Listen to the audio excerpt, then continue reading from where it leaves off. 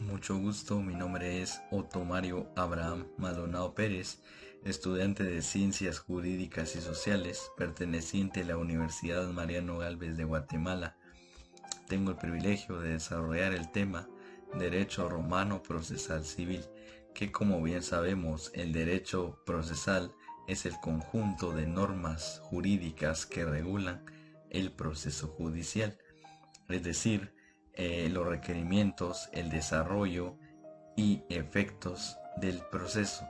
Entonces, para adentrarnos al derecho romano procesal civil, es importante tener en cuenta que en algunas ocasiones necesitamos de otras personas para que se hagan valer nuestros derechos, como por ejemplo, cuando una persona nos debe y no nos paga a tiempo, será necesario acudir a un órgano facultado para hacer justicia.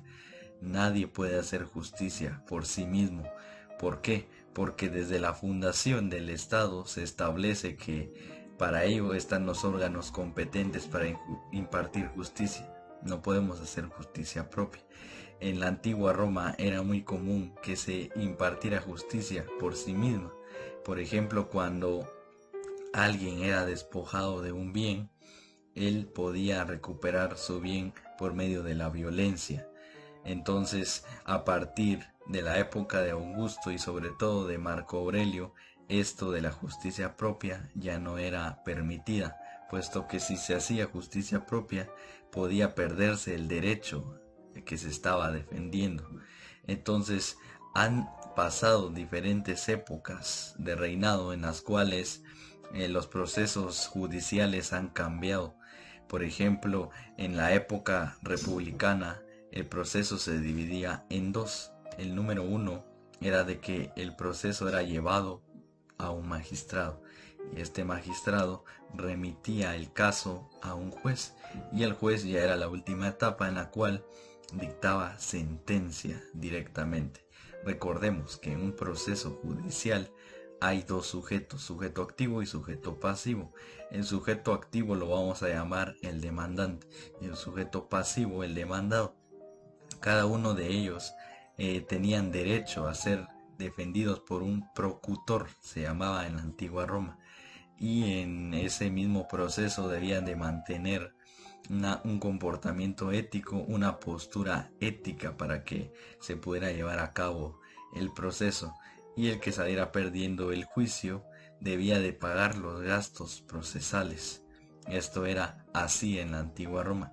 Han existido diferentes sistemas de procesamiento, sobre todo tres. El número uno es el procedimiento de acciones de la ley, en el cual tenían que declarar frente a un magistrado que se le reconociera su derecho para que se le hiciera justicia.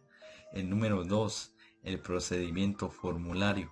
En este proceso era a base de documentos legales que eran elaborados o eran redactados por un magistrado de igual manera. Y número 3, el procedimiento extraordinario, que servía para resolver controversias que se suscitaran en la relación con instituciones de nueva creación.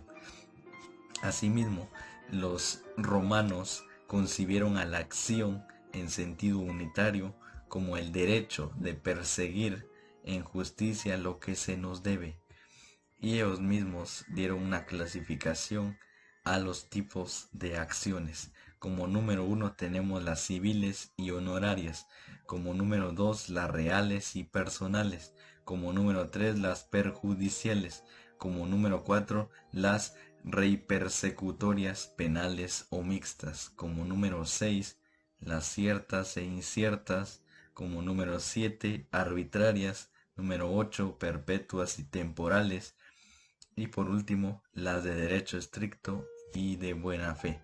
Entonces, en las distintas épocas de antigua Roma existían diferentes procedimientos que se debían de llevar a cabo para resolver las controversias, y es así como a lo largo de la historia ha ido evolucionando hasta lo que hoy conocemos como un juicio, en la que una persona que es el sujeto activo demanda a otra que es el sujeto pasivo, en la que interviene una tercera que es la denominada el juez.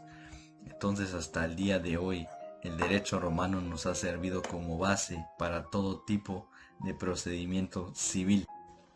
Para concluir, debemos de mencionar que es muy interesante cómo anteriormente se resolvían las controversias que se suscitaran entre dos o más personas. A día de hoy se resuelven por medio de un juicio en la que interviene el sujeto activo y el sujeto pasivo.